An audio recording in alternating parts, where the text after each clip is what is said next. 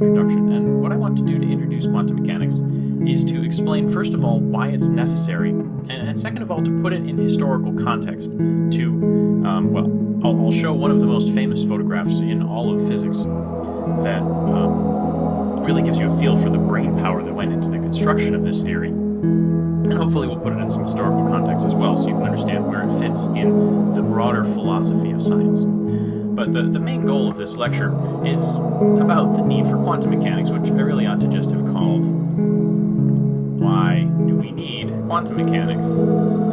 This subject has a reputation for being a little bit annoying, so why do we bother with it? Well, first off, for some historical context, imagine yourself back in 1900. Turn of the century, science has really advanced a lot. We have electricity, we have all this fabulous stuff that electricity can do. And even almost 100 years before that, physicists thought they had things figured out. There's a famous quote from Laplace: "Given for one instant an intelligence which could comprehend all the forces by which nature is animated, and the respective position of the beings which compose it, nothing would be uncertain in the future as the past would be present to its eyes." Now, maybe you think intelligence which can comprehend all the forces of nature is a bit of a stretch. And maybe such a being which can know all the respective positions of everything in the universe is a bit of a stretch as well.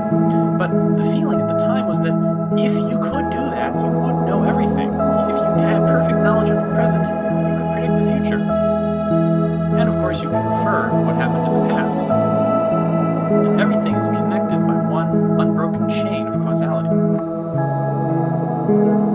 Now, in 1903, Albert Michelson, another famous quote from that time period, said, "The more important fundamental laws and facts of physical science have all been discovered. Our future discoveries must be looked for in the sixth place of decimals." Now, this sounds rather audacious. This is 1903, and he thought that the only thing that we had left to nail down was the part in a million level precision. Well, to be fair to him, he wasn't talking about never discovering new fundamental laws of physics. He was talking about really astonishing discoveries like the discovery of Uranus on the basis of orbital perturbations of Neptune. Never having seen the planet Uranus before, they figured out that it had to exist just by looking at things that they had seen. That's pretty impressive.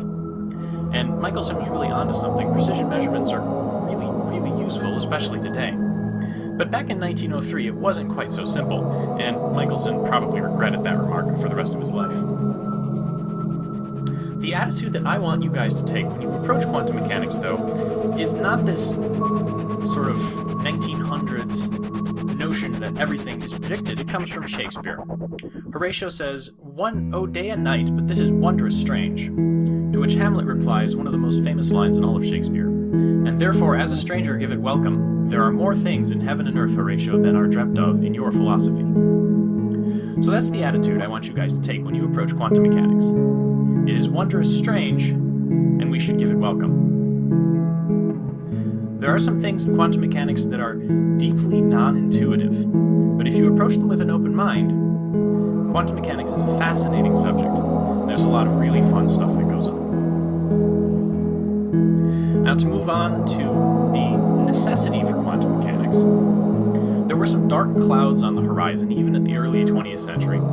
Michelson wasn't quite having a big enough picture in his mind when he said that everything was down to the sixth place of decimals.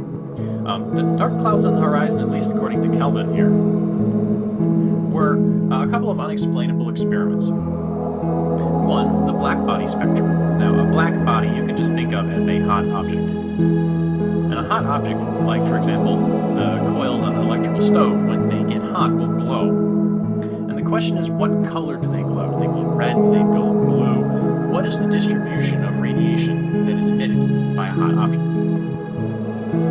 Another difficult to explain experiment is the photoelectric effect.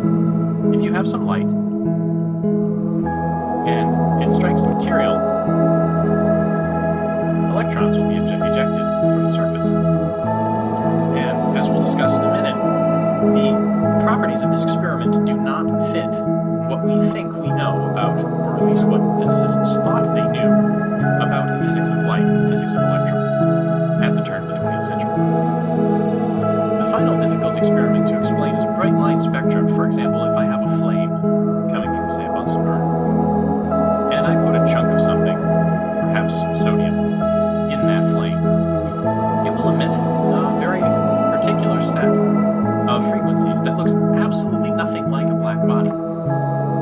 talk about all of these experiments in general, or in a little bit more detail in a minute or two, but just looking at these experiments now, these are all experiments that are very difficult to explain, knowing what we knew at the turn of the 20th century about classical physics. And they're also experiments that involve light and matter. So we're really getting down to the details of what stuff is really made of and how it interacts with the things around it. So these are some pretty fundamental notions, and that's where quantum mechanics really got its start. So let's pick apart these experiments in a little more detail. The black-body spectrum, as I mentioned, you can think of as the light that's emitted just by a hot object. And while hot objects have some temperature associated with them, let's call that T.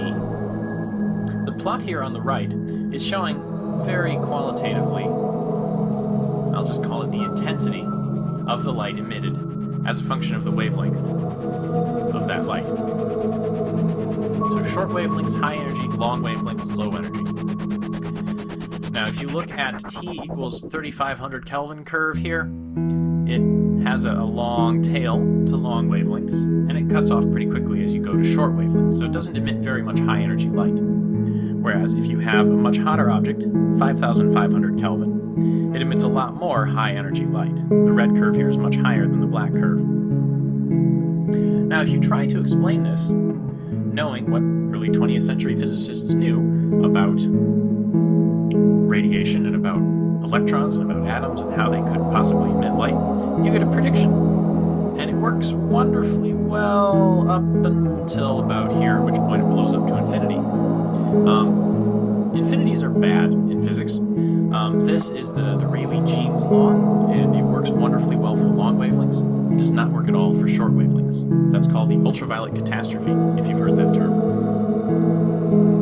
On the other end of things, if you look at what happens down here, well, it's not so much a prediction but an observation. But there's a nice formula that fits here. So on one side we have a prediction that works well on one end but doesn't work on the other. And on the other hand we have a sort of empirical formula called Wien's law that works really well at the short wavelengths, but, well, also blows up to infinity at the long wavelengths. Both of these blowing up things are a problem. The question is, how do you get something that explains both of them? This is the essence of the black-body spectrum and how it was difficult to interpret in the context of classical physics. The next experiment I mentioned is the photoelectric effect. This is sort of the opposite problem. It's not how a material emits light, it's how light interacts with the material. So you have light coming in, and the experiment is usually done like this. You have a chunk of material, typically a metal, and when light hits it, electrons are ejected from the surface, hence the electric part of the photoelectric effect. And you do all this in a vacuum, and the electrons are then allowed to go across a gap to some other material, another chunk of metal, where they strike this metal. And the experiment is usually done like this. You connect it up to a battery. So you have your material on one side and your material on the other. And you have light hitting one of these materials and ejecting electrons. And you tune the voltage on this battery such that your electrons, when they're ejected, never quite make it. So the electric field produced by this voltage is opposing the motion of the electrons. When that voltage is just high enough to stop the motion of the electrons, keep them from completely making it all the way across, we'll call that the stopping voltage. Now, it turns out that what classical E&M predicts, as I mentioned, doesn't match what actually happens in reality. But let's think about what does classical E&M predict here.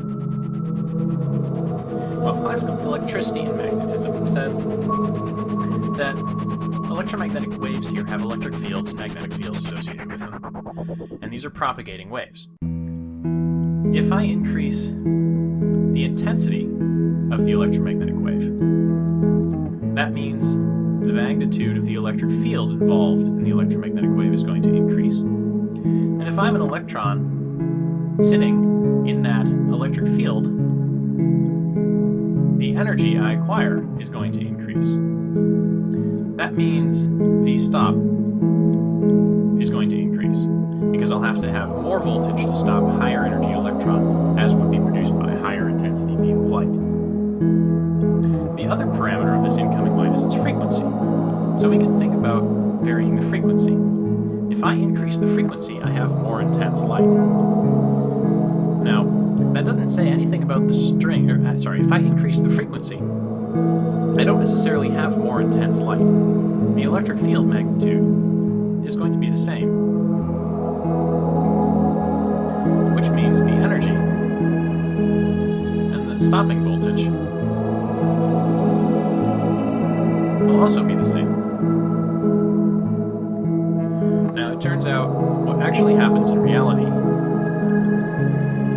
does not match this at all. In reality, when the intensity increases, the energy, which I should really write as V stop, the stopping voltage necessary, doesn't change. And when I increase the frequency, the voltage necessary to stop those electrons increases. So this is sort of exactly the opposite. What's going on here? That's the puzzle in explaining the photoelectric effect. Just to briefly check your understanding, consider these plots of stopping voltage as a function of the parameters of the incident light, and check off which you think shows the classical prediction for the photoelectric effect. The third experiment that I mentioned is bright line spectrum. And as I mentioned, this is what happens if you take a flame or some other means of heating a material, like the bar of sodium I mentioned earlier. This will emit light, and in this case, the spectrum of light from red to blue of sodium looks like this. Actually, I'm sorry, that's not sodium, that's mercury. These are four different elements: hydrogen, mercury, neon, and xenon. And instead of getting a broad, continuous distribution like you would from a black body, under these circumstances where you're talking about gases, you get these very bright regions. It's the spectrum, instead of looking like a smooth curve like this, looks like spikes. Those bright lines are extraordinarily difficult to explain with classical physics, and this is really the straw that broke the camel's back, broke classical physics' back, that really kicked off quantum mechanics. How do you explain this? This is that famous photograph that I mentioned. This is really the group of people who first built quantum mechanics. Now, I mentioned three key experiments. The black body spectrum. This guy figured that out. This is Planck. The photoelectric effect. This guy, who I hope needs no introduction, this is Einstein, figured that out. This is the paper that won Einstein the Nobel Prize. And as far as the bright line spectra of atoms, it took a much longer time to figure out how all of that fit together, and it took a much larger group of people. But they all happen to be present in this photograph. There's this guy, and this guy, and these two guys, and this guy. This photograph is famous because these guys worked out quantum mechanics. But that's not these aren't the only famous people in this photograph. You know this lady as well. This is Marie Curie. This is Lorentz, which if you studied special relativity, you know Einstein used the Lorentz transformations. Pretty much everyone in this photograph is a name that you know. I went through and looked up who these people were. These were all of the names that I recognized, which doesn't mean that the people whose names I didn't recognize weren't also excellent scientists. For example, C.T.R. Wilson here, one of my personal favorites, inventor of the cloud chamber. This is the brain trust that gave birth to quantum mechanics, and it was quite a brain trust. You had some of the most brilliant minds of the century working on some of the most difficult problems of the century. And what's astonishing is they didn't really like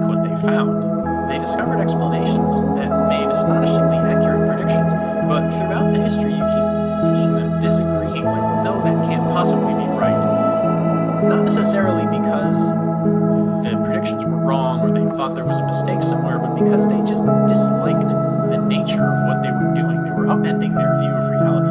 Einstein, in particular, really disliked quantum mechanics to the day that he died, just because it was so counterintuitive. And so with that introduction to a counterintuitive subject, I'd like to remind you again of that Shakespeare quote: "There are more things in heaven and earth, Horatio, than are dreamt of in your philosophy." Try to keep an open mind, and hopefully we'll have some fun at this. Knowing that quantum mechanics has something to do with explaining the interactions of light and matter, for instance, in the context of the photoelectric effect, or black body radiation, or bright line spectra of atoms and molecules, one might be led to the question of when is quantum mechanics actually relevant? The domain of quantum mechanics is unfortunately not a particularly simple question. When does it apply? Well, on the one hand, you have classical physics, and on the other hand, you have quantum physics. And the boundary between them is not really all that clear. On the classical side, you have things that are certain, whereas on the quantum side, you have things that are uncertain. What that means in the context of physics is that on the classical side, things are predictable. They may be chaotic and difficult to predict, but in principle, they can be predicted. While on the quantum side, things are predictable too, but with a caveat. In the classical side, you determine everything. Basically, every property of the system can be known with perfect precision, whereas in quantum mechanics, what you predict are probabilities. And learning to work with probabilities is going to be the first step to getting comfortable with quantum mechanics. The boundary between these two realms, when the uncertain and probabilistic effects of quantum mechanics start to become relevant, is really a dividing line between things that are large and things that are small. And that's not a particularly precise way of stating things. Doing things more mathematically, quantum mechanics applies, for instance, when angular momentum L is on the scale of Planck's constant, or the reduced Planck's constant h bar. Now, h bar is the fundamental scale of quantum mechanics, and it appears not only in the context of angular momentum. Planck's constant has units of angular momentum, so if your angular momentum is of order Planck's constant or smaller, you're in the domain of quantum mechanics. We'll learn more about uncertainty principles later as well, but uncertainties in this context have to do with products of uncertainties. For instance, the uncertainty in the momentum of a particle times the uncertainty in the position of a particle. This, if it's comparable to Planck's constant, is also going to give you the realm of quantum mechanics. Energy and time also have an uncertainty relation, again, approximately equal to Planck's constant. Most fundamentally, the classical action, when you get into more advanced studies of classical mechanics, you'll learn about a quantity called the action, which has to do with the path a system takes as it evolves in space and time. If the action of the system is of order Planck's constant, then you're in the quantum mechanical domain. Now, Planck's constant is a really small number. It's 1.05 times 10 to the negative 34 kilogram meter squared per second. Times 10 to the negative 34 is a small number. So if we have really small numbers, then we're in the domain of quantum mechanics. In practice, these guys are the most useful, whereas this is the most fundamental. But we're more interested in useful things than we are in fundamental things. For example, the electron in the hydrogen atom. Now, you know from looking at the bright line spectra that this should be in the domain of quantum mechanics. But how can we tell? Well, to use one of the uncertainty principles as a calculation, consider the energy. The energy of an electron in a hydrogen atom is, let's say, about 10 electron volts. If we say that's p squared over 2m using the classical kinetic energy relation between momentum and kinetic energy, that tells us that the momentum, p, is going to be about 1.7 times 10 to the minus 24th kilogram meters. Kilogram. Where'd it go? Where's my eraser? Kilogram meters per second. Now, this suggests that the momentum of the electron is, non-zero. But if the hydrogen atom itself is not moving, we know the average momentum of the electron is zero. So if the momentum of the electron is going to be zero, with still some momentum being given to the electron, this is more the uncertainty in the electron momentum than the electron momentum itself. The next quantity, if we're looking at the uncertainty relation between momentum and position, is we need to know the size of the uncertainty in the position of the electron, which has to do with the size of the atom. And the size of the atom, that's about 0.1 nanometers, which, if you don't remember the conversion from nanometers, is 10 to the minus 10th meters. So let's treat this as delta x, our uncertainty in position, because we don't really know where the electron is within the atom, so this is a reasonable guess at the uncertainty. Now, if we calculate these two things together, delta p, delta x, you get something, I should say this is approximate because this is very approximate, 1.7 times 10 to the negative 34th, and if you plug through the units, it's kilogram meter squared per second. This is about equal to h bar. So this tells us that quantum mechanics is definitely important here. We have to do some quantum in order to understand this system.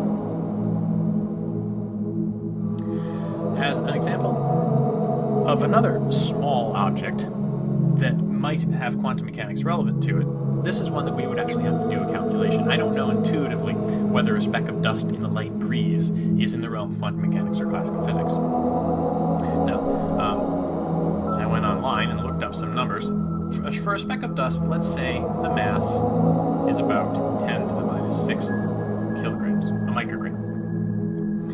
It has a velocity in this light breeze of, let's say, 1 meter per second. And give myself some more space here. The size of this speck of dust is going to be about 10 to the minus 5 meters. So these are the basic parameters of this speck of dust in a light breeze. Now we can do some calculations with this. For instance, momentum. Well, the momentum is just the mass times the velocity. So P is going to be about equal to 10 to the minus 9 kilogram meters per second.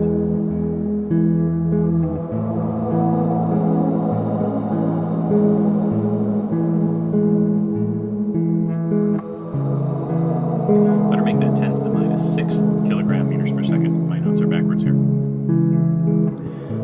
The uncertainty in the momentum then is, we could say it's 10 to the minus 6th kilogram meters per second, but let's say it's a little smaller than 10 to the minus 6 kilogram meters per second. Let's say 10 to the minus 8 kilogram meters per second. Now the position uncertainty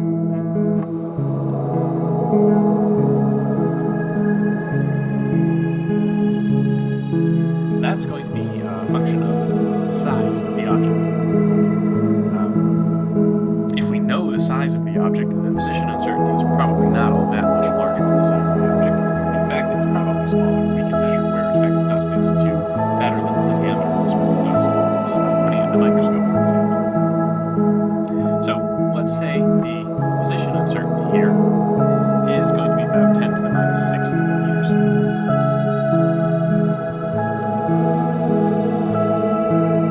Now,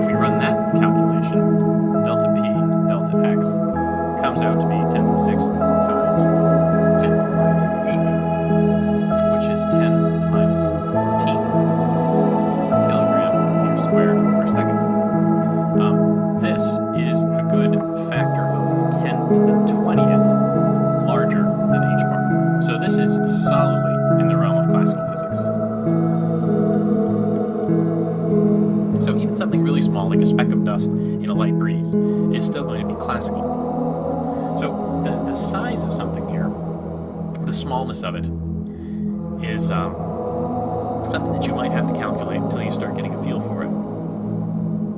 Just some basic examples to put things in context a little further. Quantum mechanics is most likely going to be important if you're dealing with single particles, atoms, molecules, single electrons, single photons, small systems of electrons and photons. It's also going to be very, very relevant if you're talking about semiconductors. The quantum mechanical properties of semiconductors are what makes them into such spectacularly useful electronic devices. Lasers are another situation where quantum mechanics is crucially important. Without quantum mechanics, there would be no lasers. And finally, if you're talking about very low temperature physics, temperatures less than about 100 Kelvin, well, those are going to be quantum mechanical as well. So single particles, weird materials, crystals, lasers, low temperatures, they're kind of an exotic set of phenomena, but we're adding more all the time. Quantum mechanics allows us to do things that we wouldn't be able to do in the classical world. Consequently, it's in our best interest to try and push quantum mechanics as far as we can take it. So to check your understanding, this is a short question about the uncertainty in the relevant parameters of interaction between two helium atoms and what temperature scale these interactions become important or become quantum mechanical at. In order to understand quantum mechanics, there's some basic vocabulary that I need to go over. So let's talk about the key concepts in quantum mechanics.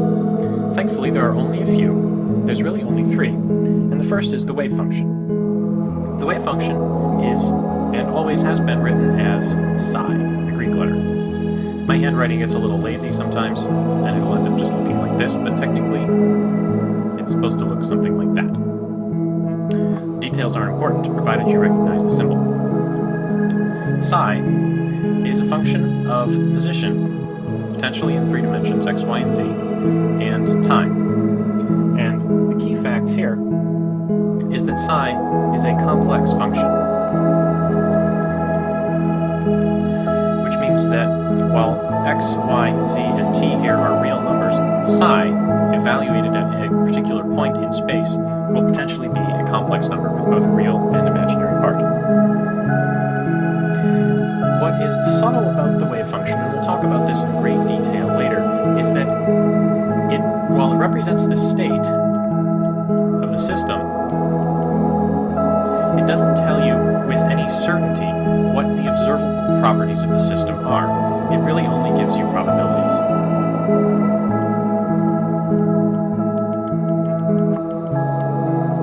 So for instance, if I have a coordinate system, something like this, where say this is position in the x direction,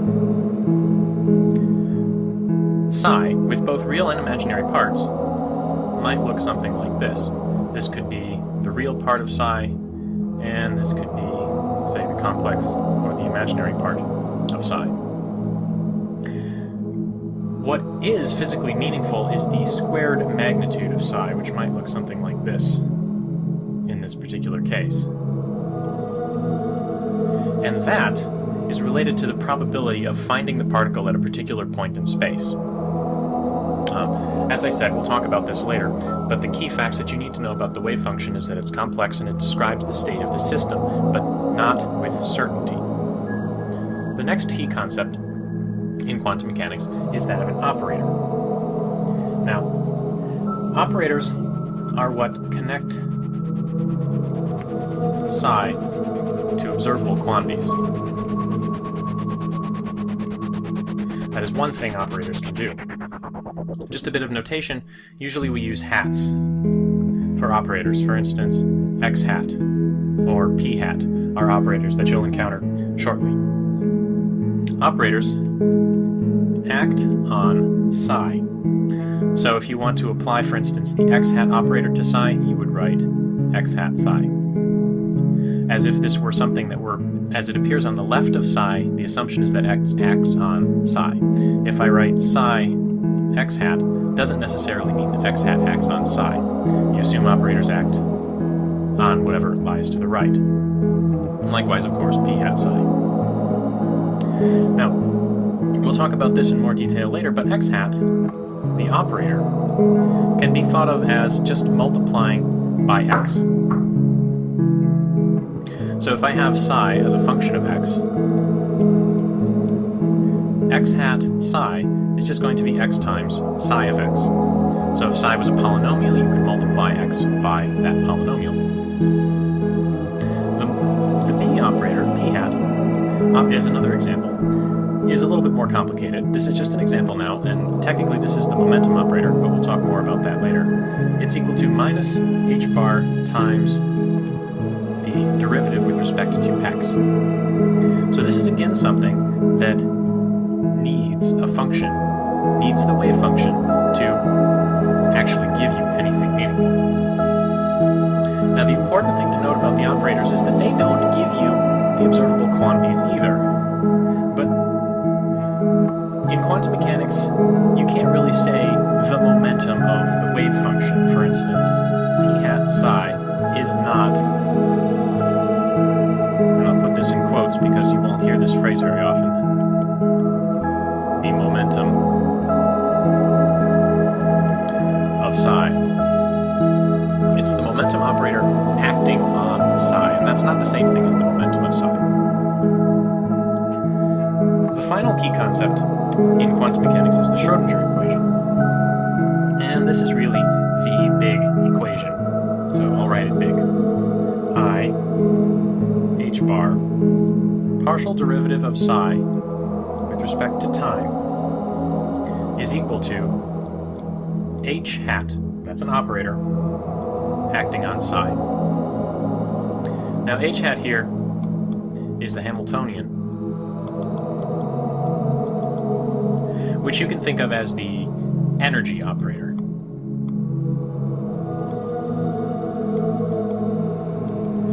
So the property of the physical system that H is associated with is the energy of the system. And the energy of the system can be thought of as a kinetic energy. So we can write a kinetic energy operator plus a potential energy operator together acting on psi. And it turns out the kinetic energy operator can be written down. This is going to end up looking like minus h bar squared over 2m partial derivative of psi with respect to, second partial derivative of psi with respect to position. Plus, and then the potential energy operator is going to look like the potential energy as a function of position, just multiplied by psi. So this is the Schrödinger equation. Typically, you'll be working with it in this form. So I h bar times the partial derivative with respect to time is related to the partial derivative with respect to space, and then multiplied by some function. The basic quantum mechanics that we're going to learn in this course mostly revolves around solving this function and interpreting the results. So to put these in a bit of a roadmap, we have operators. We have the Schrödinger equation.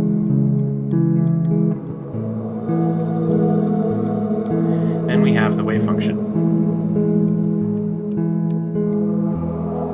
Now operators act on the wave function. And operators are used in the Schrödinger equation. Now the wave function that actually describes the state of the system is going to be the solution to the Schrödinger equation. Now I mentioned operators acting on the wave function. What they give you when they act on the wave function is some property of the system. Some observable, perhaps. And the other key fact that I mentioned so far is that the wave function doesn't describe the system perfectly, it only gives you probabilities.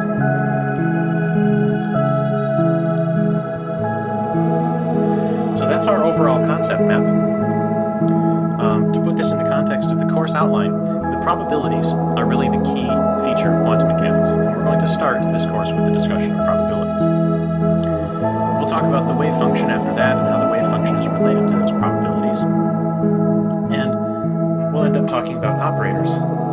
those operators and the wave functions together give you probabilities associated with observable quantities.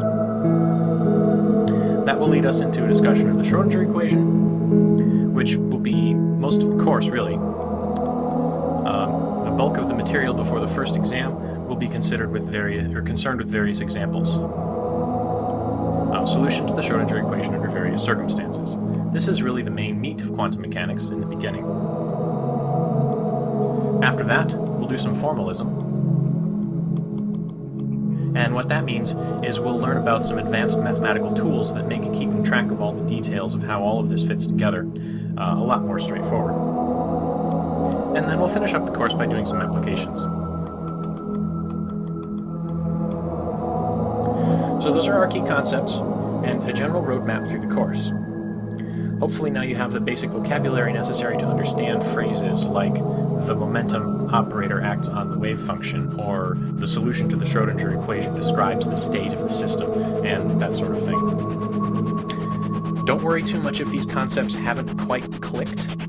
In order to really understand quantum mechanics, you have to get experience with them. These are not things that you really have any intuition for based on anything you've seen in physics so far. So bear with me, and this will all make sense in the end, I promise.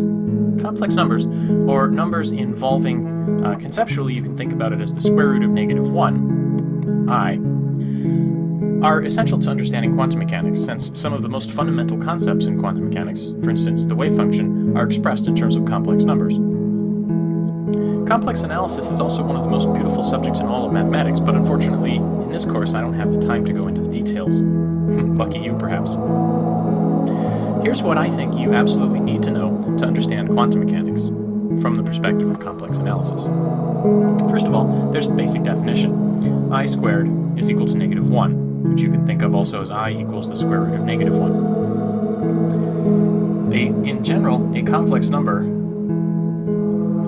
z, then, can be written as the sum of a purely real part, x, and a purely imaginary part, I times y.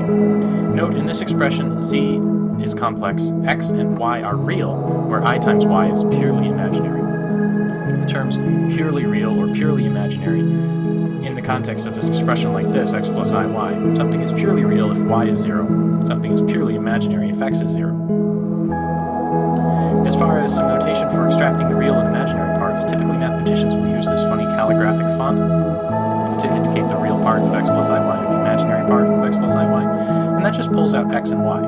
Note that both of these are real numbers. When you pull out the imaginary part, you get x and y. You don't get IY, for instance.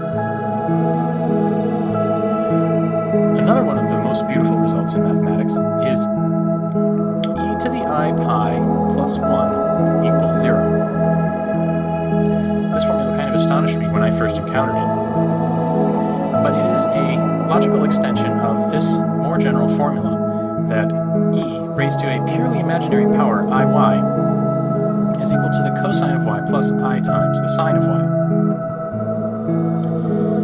This can be shown in a variety of ways, in particular involving the Taylor series. If you know the Taylor series for the exponential, the Taylor series for cosine of y, and the Taylor series for sine of y, you can show quite readily that the Taylor series for complex exponential is the Taylor series of cosine plus the Taylor series of sine.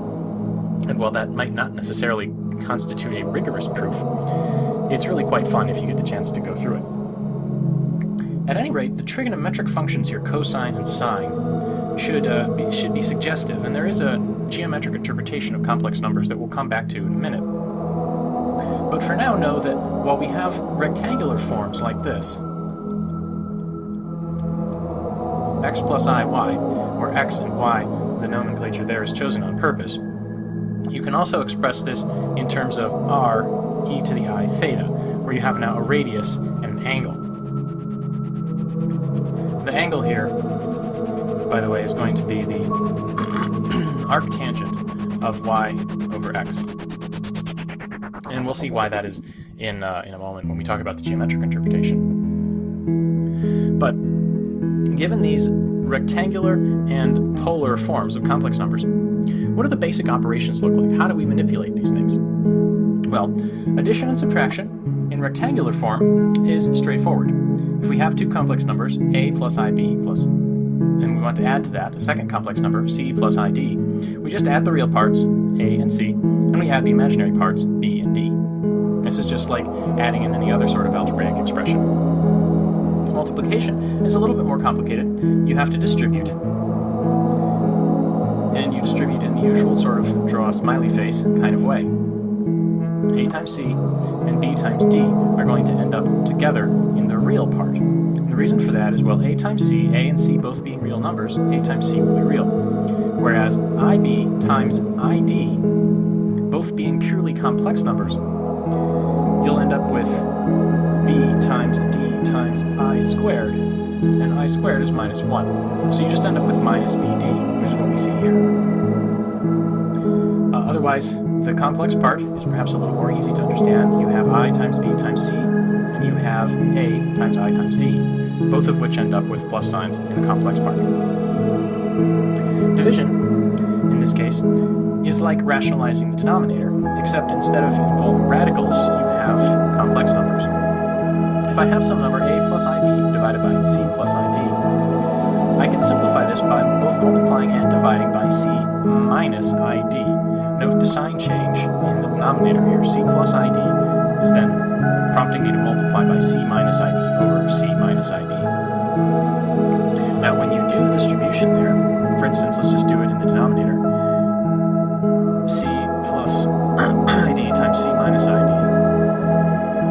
My top eyebrows here of the smiley face, c squared minus, c squared times id, c squared plus, now id times minus id, which is, well, I'll just write it out, I times minus id, which is going to be d squared times I times minus I.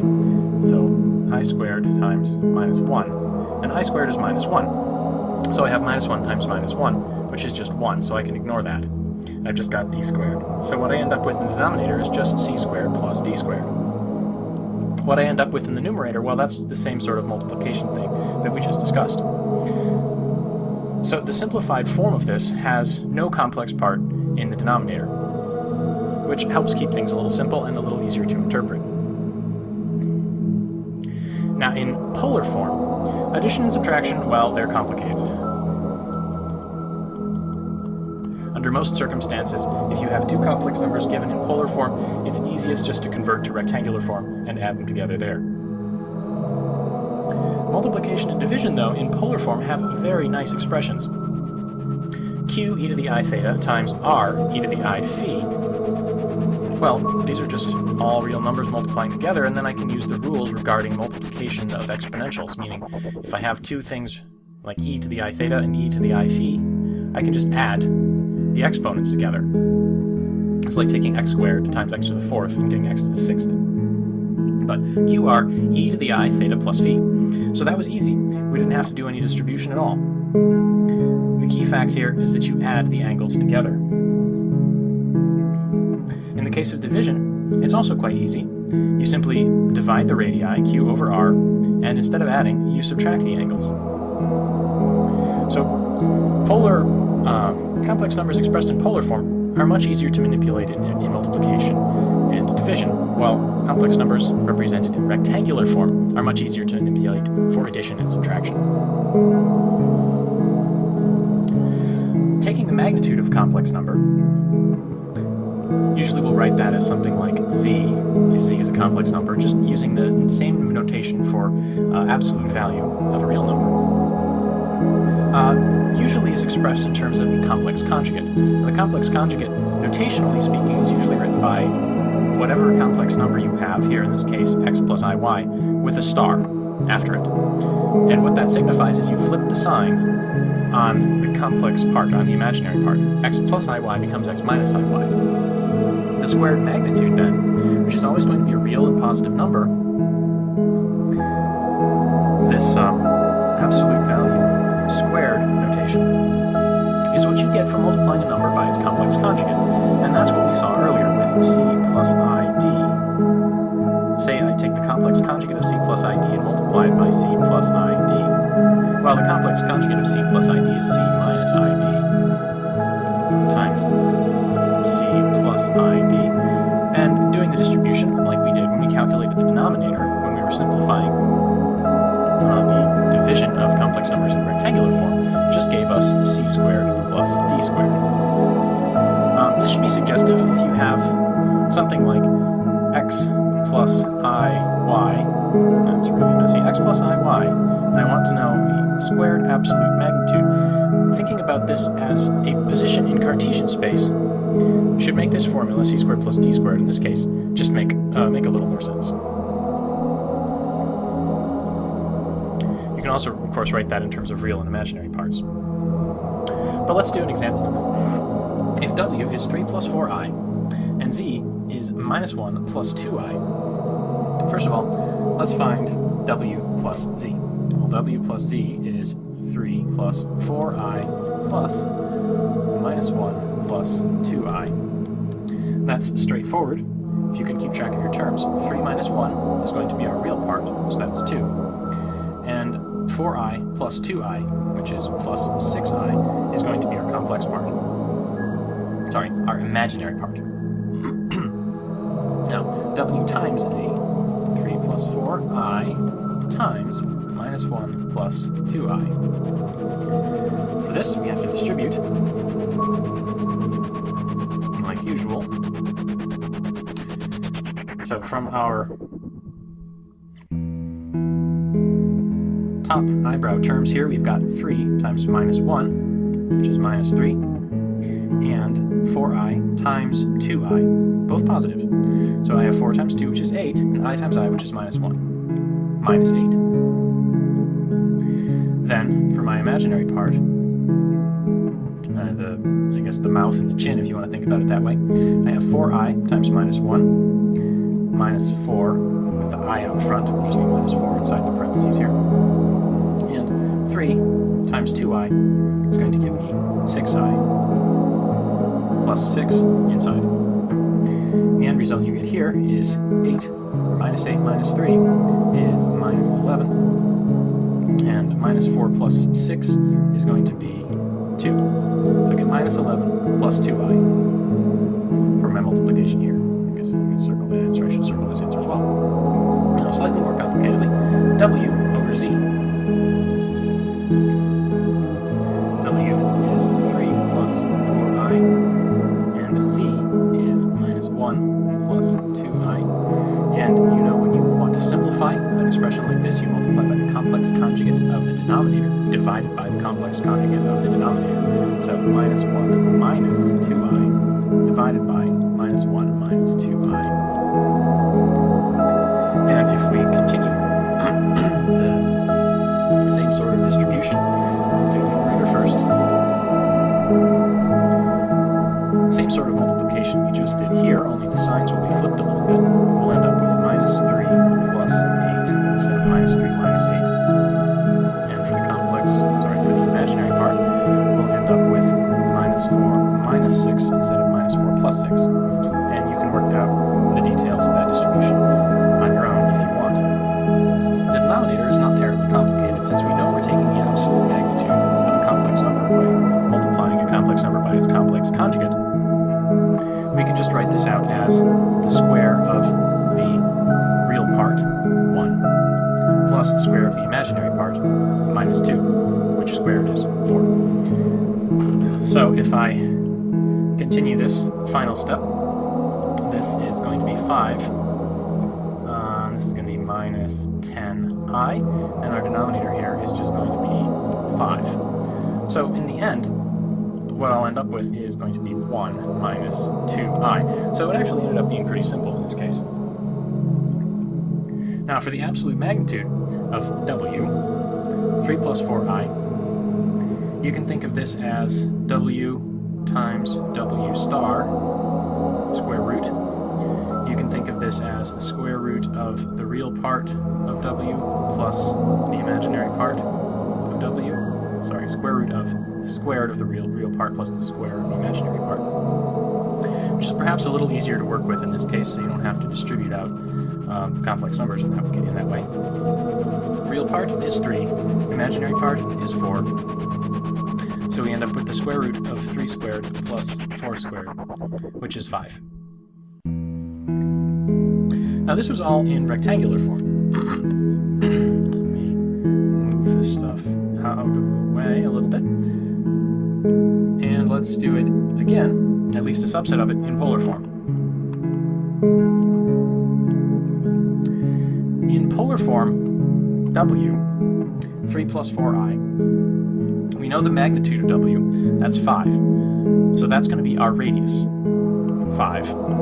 And our e to the I theta, where theta is, like I said, the arctan of, in this case, 4/4, 4/3. So that's the polar form of the complex number W. Now if you plug this into your calculator to figure out what the arctan of 4/3 is, you'll get 5 e to the I 0.927. If you do the same thing for z, you'll end up with the square root of 5 times e to the I 2.03. And for instance, if I wanted to calculate W over Z, I would just have, well, the radius associated with W divided by the radius associated with Z times e to the I difference of the angles. And if you take 0.927 and subtract 2.03, you end up with minus 1.1, give or take. And if you actually go through and check, you will find out that these two numbers are equal to each other. So that's an example of manipulating complex numbers, just in a very simple way. In order to check your understanding, here's another example for you to work through on your own.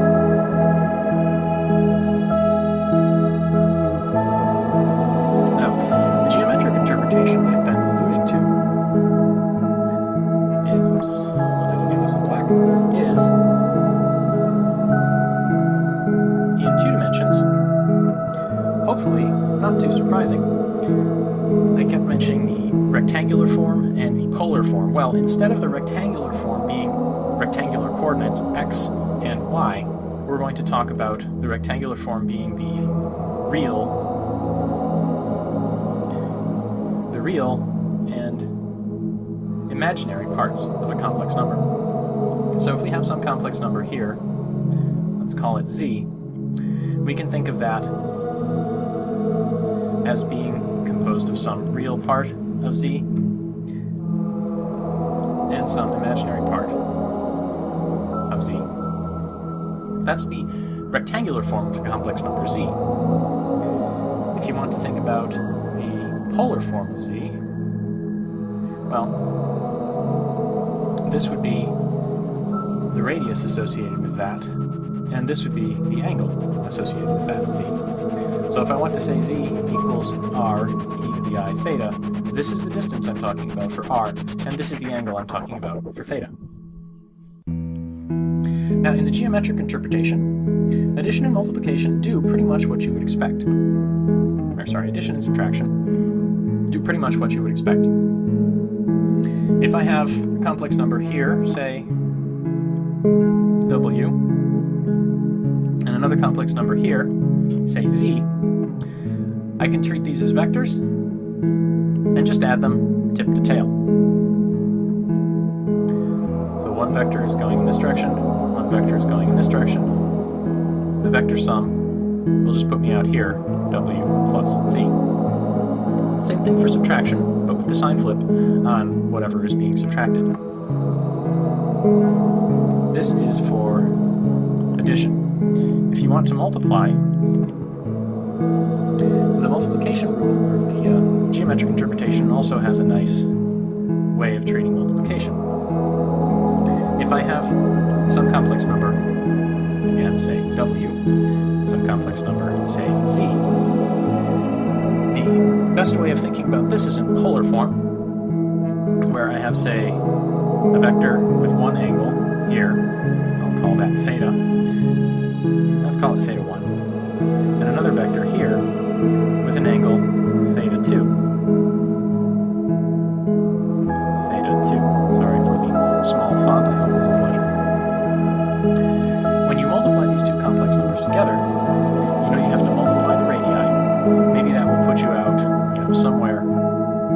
large radii, and you have to add the angles together. In this case, theta 1 is going upwards, theta 2 is going downwards. So if I go up theta 1 and then add, going back down, theta 2, I'll end up somewhere out here, say, where the distance I've gone is the magnitude of W times the magnitude of Z. And the angle I'm at now here is theta 1 plus theta 2, where theta 2 is negative. So addition and multiplication have nice geometric interpretations as well. Especially useful in visualizing multiplication is this notion of rotating your complex vector. I have effectively rotated down theta 2 from the vector to W in order to get in the direction from the origin towards the product W times Z. So hopefully that's reasonably clear.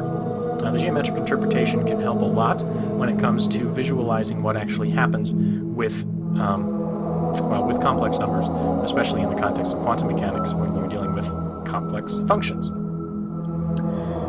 At any rate, here's another example where I'm going to draw out what these things actually look like. So I have two complex numbers, 3 plus 4i and minus 1 plus 2i.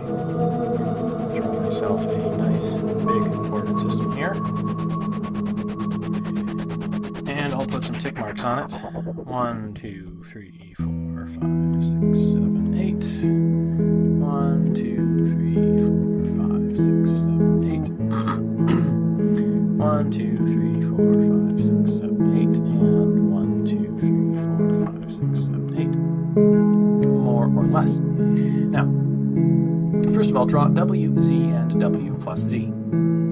So W is 3 plus 4i. So my real part is 3. 1, 2, 3. My imaginary part is 4. So I go 1, 2, 3, 4. So I am up here. That's where W would be. Now, Z is minus 1 plus 2i.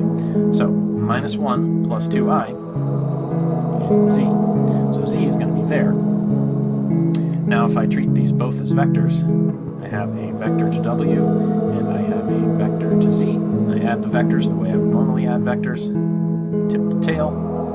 I'll end up here at W plus Z. Now it's easy to see this in Cartesian coordinates as well. If I'm adding W and Z, I'm going to end up with 3 minus 1 for the real part, or 2 up here, and 4i plus 2i, or 6i, 1, 2, 3, 4, 5, 6 for the imaginary part. Now, W times Z. If you actually go through and work out what W times Z is, you'll find out it has quite a large magnitude. It has a magnitude a little bit larger than 11 points on it. But what I really want to emphasize here is the geometric interpretation. And in that case, you need to know the angles involved. So I have an angle here, theta